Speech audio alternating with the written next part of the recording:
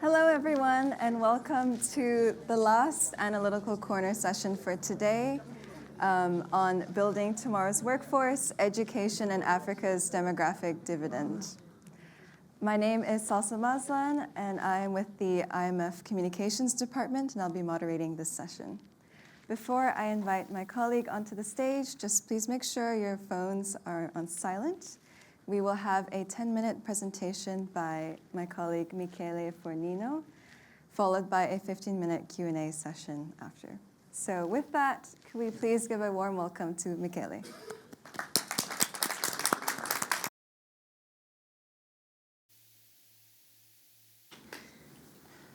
Good afternoon.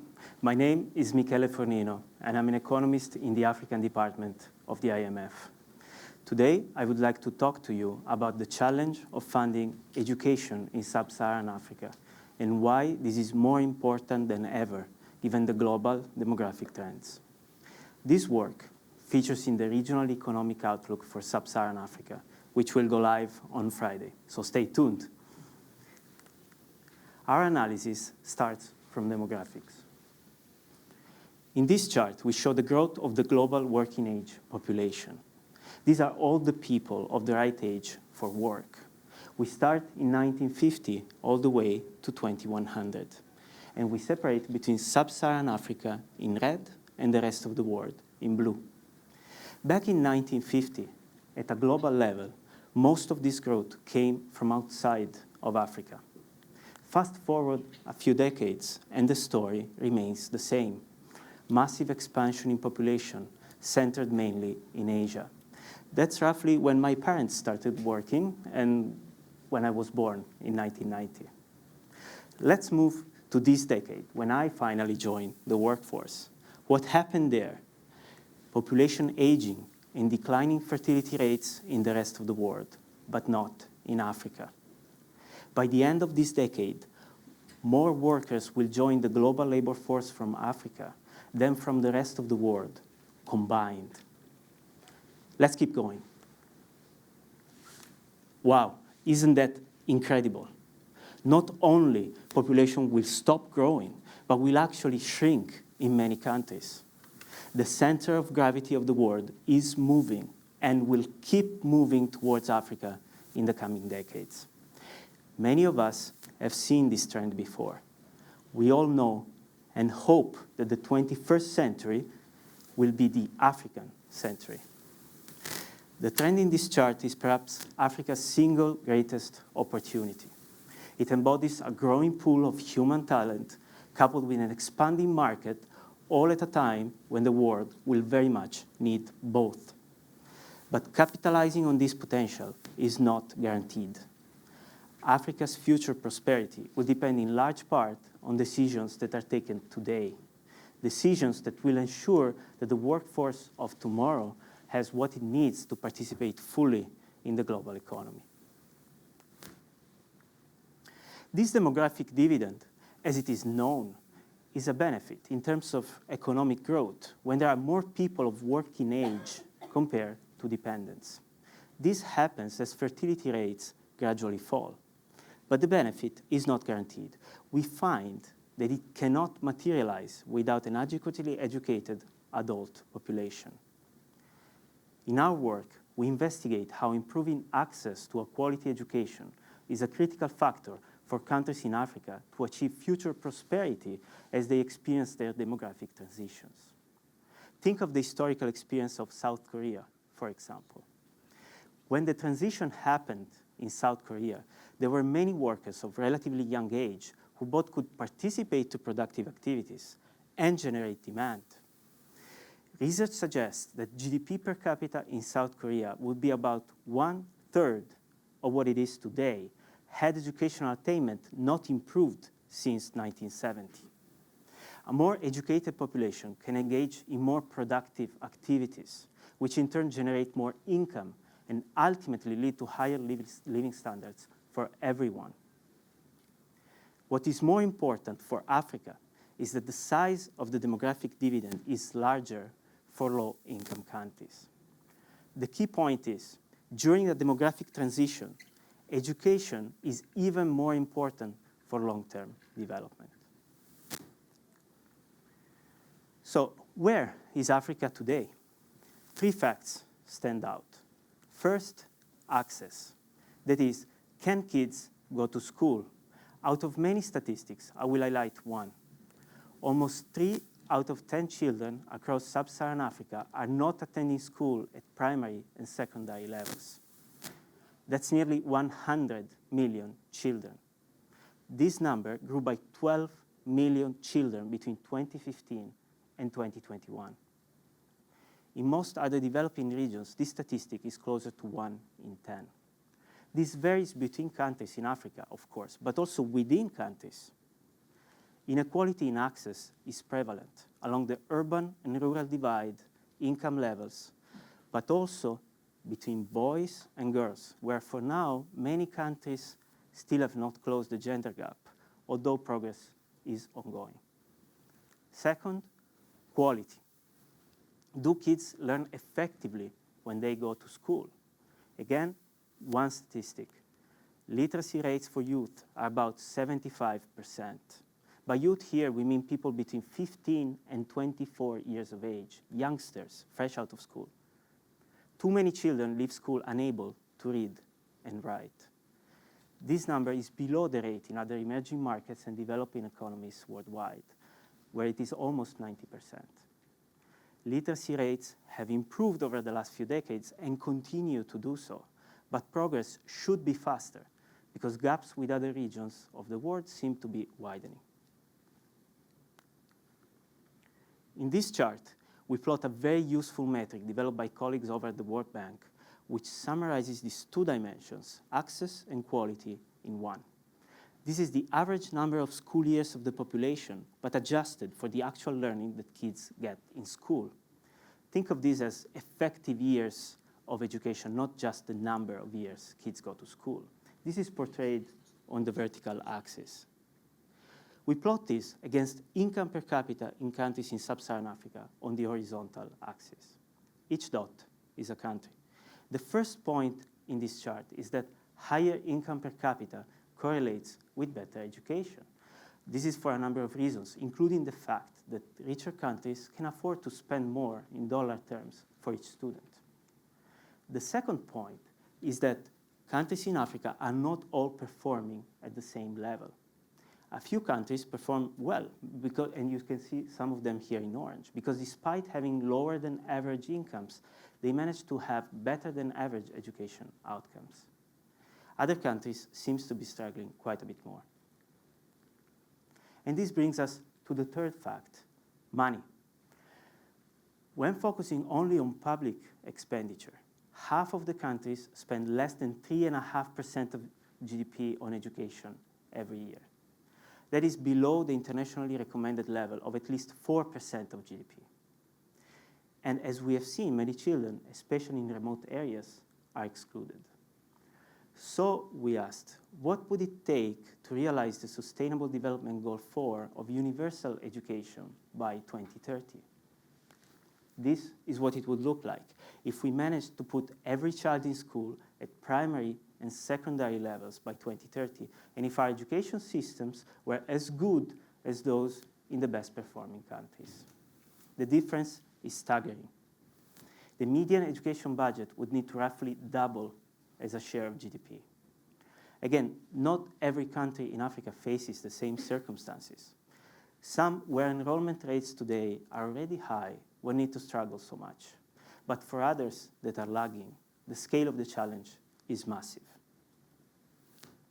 Of course, it's not just about spending more. It's also about spending more efficiently. That is, ensuring that money put in education brings most bang for the buck, so to speak, is equally crucial. In this final figure, we compare the proportion of children who are performing well in school on the vertical axis to a measure of how much is spent per pupil expressed in dollars on the horizontal axis. Red dots represent individual countries in Africa. In general, as we have seen, countries that can afford and that do spend more will generally do better.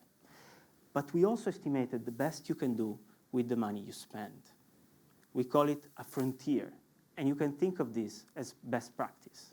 you want to move towards this frontier. And we can see that in several countries in Africa, there is space to close the gap.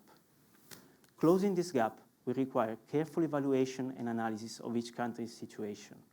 What works for some countries may not work for others, of course. In some cases, for example, making sure that health and food insecurity are improved will be key to making progress in learning outcomes. In other cases, education systems must be reformed to ensure adequate teacher training or better incentives for families to decide to send kids to school. To conclude, we have two main messages. One is for African governments, many of which are struggling with what we call the big funding squeeze. Several countries in Africa face difficulty raising money from markets and donors, and this is likely to persist. Our advice is that countries do their best to protect and, where possible, to expand key spending on education. Working towards raising more public revenues, specifically, seems crucial to implement the education investments we have talked about. The other message is for the international community, including donors and international organizations. As we have seen, the scale of the challenge towards schooling for everyone in Africa is staggering. Official aid and assistance for basic education is vital, especially for countries with most limited fiscal space. But beyond the international solidarity, given the demographic trends we have discussed, the world as a whole also has a vested interest in Africa's success. Thank you.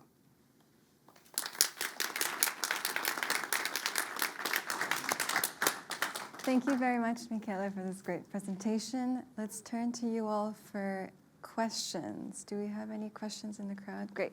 Could we go over there? The lady standing up. Behind you, sorry. Right there, yeah. Could you state your name, affiliation, and... Yes. How are you? Thank you very much. My name is Cristina Parilli from IDB Invest, the private sector arm of the IDB in the Inter-American Development Bank. I have a question regarding the role that you see of the private sector to close this gap, and also the role of virtual education in Africa overall. Sorry, can you repeat the second part of the question? Yes, the role of virtual education. Oh, okay.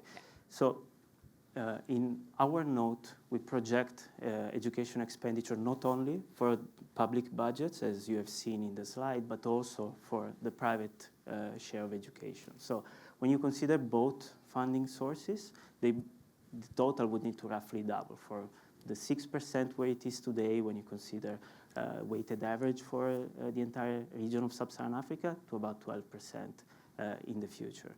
Now, we don't, in our note, we don't investigate specifically the role of private education. We mostly take stock of where the situation is today. And if you look today, about 1 in 7 children at primary school, about 1 in 5 children at secondary school attend private schools. And altogether, the private sector contributes about 1.8% of GDP to education expenditure in sub-Saharan Africa. Now, the topic is outside of the remit of the normal remit of the fund, to give advice specifically on education policy and the intricacies and details of education policy. So we do not take a stand specifically on this issue of where you should draw the line, which as part of our benchmarking exercise, as I was saying, though, we do project private education spending for the future as well. And since this is a benchmarking exercise, and you will find all the details in the note when it is released on Friday, essentially what we assume is that countries in each income group will converge over time in terms of, say, parameters like the private education share to what they are observed to be in the best performing countries in each income group. And the observation we make is that for low-income countries, typically you observe a higher share of private education spending, so that's where we also project it to be by 2030. But of course, it is a complicated subject, and our colleagues over at the World Bank, for instance, do fantastic work in engaging on the intricacies and the country-specific details of education policy. They would be better positioned, to evaluate where the line should be drawn ideally. Thank you. Thank you. Could we get a microphone for the gentleman in the suit over there? Thank you. Hello, my name is Daniel. Thank you so much for your presentation. I'm part of civil society based here in DMV, but I'm from Uganda originally. I don't know if this is part of the scope of your presentation, but you talked about getting a bang for your buck. So if you look at most of the economies in sub-Saharan Africa, it's pretty much still based on agriculture. So we have many kids graduating from universities. In Uganda, year after year. Of course, there's still a part of the population which is not getting the adequate education like you expressed, but there are many who are graduating and there are no jobs because the economy is still, basically, we export raw materials to the Western countries. So you're educating these kids, but there are no jobs. And most of the time we're seeing now an influx of migrant workers from sub-Saharan Africa. From Uganda's perspective, we are now exporting labor to the Middle East. A lot of, there's planes after planes almost every day of young educated youth who are going to work mostly in informal sector, who are educated with bachelor's degrees and so forth. So I think, I don't know how to even raise this question. Is there a feedback loop where if we are still mostly agro-based economies, we're not industrializing at a rate which is fast enough to put these people to work? Is there a feedback loop that many feel there's really no, the investment is not worth it, where the cost of education itself is going up skyward. School fees right now in Uganda is, I don't know, other countries is extremely high, and people are not getting jobs. So how can that be addressed? Is it the chicken or the egg? I guess you still need an educated population to have industrialization. So I guess it can work both ways, but that's a challenge which many countries are facing in sub-Saharan Africa. The unemployment is extremely high, and we are still so dependent on exporting raw materials to put these people to work. Thank you so much. Thank you so much, Daniel. You touch on a very important topic. Indeed, you can think of education as going both ways. So what we have talked about today is mostly the supply side of education. We need to provide access to make sure that kids who are excluded because there are no schools, there are no teachers, can go to school and realize their potential. The way we motivate this is by observing the historical experience of other regions that have developed over time. Those who were more successful had initially higher levels of education, right? So you can see this supply side, but also, as you mentioned, there is a demand side, especially when you go to secondary school and then tertiary education. It is crucial that there is a demand for the skills that these kids learn in school and that youngsters can learn in university. So it absolutely goes both ways. In our work, I want to be very clear. We take stock of mostly the supply side of this equation. So what it would take for governments in the region to make progress towards realizing the Sustainable Development Goals in terms of providing access to kids to go to school. But this is not to say that the other side of the equation is not important or should be, just assumed that it will work out in the end. Absolutely, development policy is a holistic undertaking. You need to take into account many different domains, including, of course, the domain we're talking about, which is human capital investment, in all its dimensions, not only education, but also health, for instance, as well as the other dimension, which is how do we promote economic activity, entrepreneurs launching new businesses, making sure that there is an adequate environment for investment, and ultimately that enough jobs, good quality, paying jobs are created where people can fully leverage the skills that they gain while in school and at university. Great. Could we go to this lady in the second row? Hi, I'm Professor Angela Pashayan. My expertise is in informal settlements in Kenya.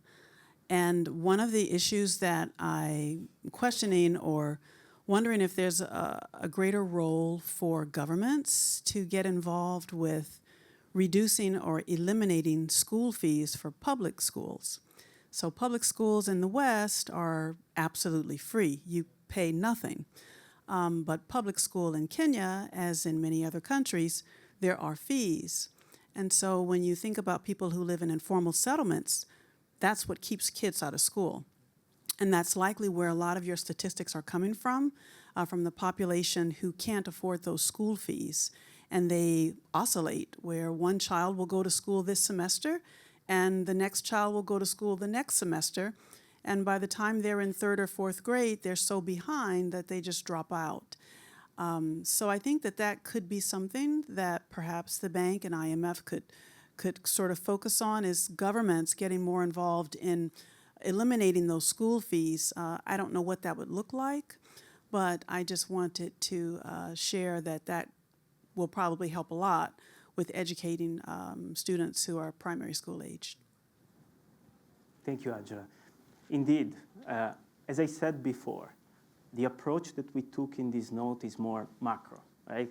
After all, we are the IMF. For us, our core business really is short-term stability in the international system of payments, macroeconomic stability. But ultimately, why do we care about all these things? Because we care about the potential for long-term development. Now, as you mentioned, our colleagues over at the World Bank, our sister institution, really have more expertise on all the intricacies and the country-specific trade-offs that need to be drawn exactly. Now, as part of this note, we did review the literature on what successful interventions could be for sub-Saharan Africa. And we do reference this literature in the note that you will find on Friday. But absolutely, school fees are something that can prevent families, especially poor families, from sending kids to school. And this all goes back to this supply and demand discussion that we were having before. At the end of the day, if I'm a parent and I have my kids and I need to decide whether they should be in school, right, beyond even just when education is compulsory, there will be a trade-off, especially if we are not particularly affluent and if it's a huge financial sacrifice to send kids to school. So absolutely, tipping the scale in this benefits and costs equation for families especially is absolutely crucial. Thank you. Could we have a microphone for the lady in orange? I think, yes. Hello, my name is Khadija Sise. I'm the founder of Women in Monitoring and Auditing Global Elections. And we are in 16 countries. And one of the reasons we set up the organization is to hold countries in Africa and all over the world accountable for not meeting what they promised to do in terms of the Sustainable Development Goals. And one thing that we have observed among the 16 countries that we are in right now in Africa, one thing that we have observed is that we know that the bank and IMF have a lot that they can do to hold these countries accountable for not meeting their part of the promise that they made. And until the IMF and the bank decide to create a quota system in education for some of these countries so they can have a certain quota before they get help, and nothing is gonna be done. They will always come up with excuses. And the reason why I'm saying this is the removing subsidies, the encouragement that IMF is given to countries to remove subsidies, that is working. And that in itself, when they know, the countries knows that by removing subsidies, that in itself is suicide for their countries. And they go through that because they want to win the bank. They want to get what they need to get for themselves. But really, until there is a quota, there is a campaign for literacy in Africa, nothing is going to be done. We have to hold these countries, the leaders in these countries, accountable. Otherwise, nothing is going to be done. Thank you, Khadija.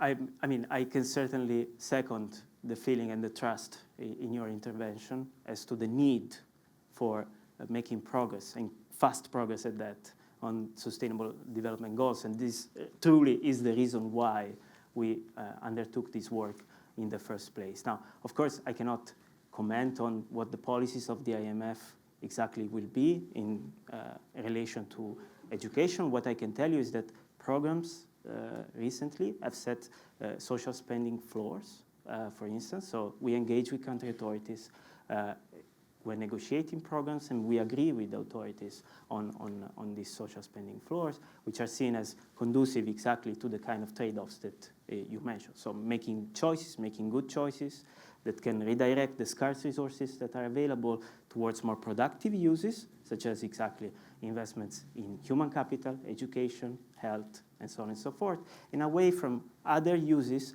where really there's not a lot of bang for the buck in terms of economic development, right? And you mentioned these fuel subsidies. Just to give you some numbers, about $20 billion every year are spent by sub-Saharan African countries directly on direct subsidies to fuels. And when you factor in the indirect subsidies, this figure rises dramatically to the point that the median country in sub-Saharan Africa accounts for 3 to 4% of these implicit subsidies. So absolutely, this is exactly the thrust towards all the efforts that we make as the fund to really explain to country authorities what are the rationales for redirecting money towards more productive uses. Thank you. We'll have to wrap up there, I'm afraid. But stay tuned. You can find this analytical note released on Friday, along with the Regional Economic Outlook for Africa, as well as the press briefing at 8:30 a.m., also on Friday. Thank you all for coming. We have 4 more analytical corners tomorrow. And thank you, Michele, for this great presentation. Thank you so much, Elsa. Thank you all.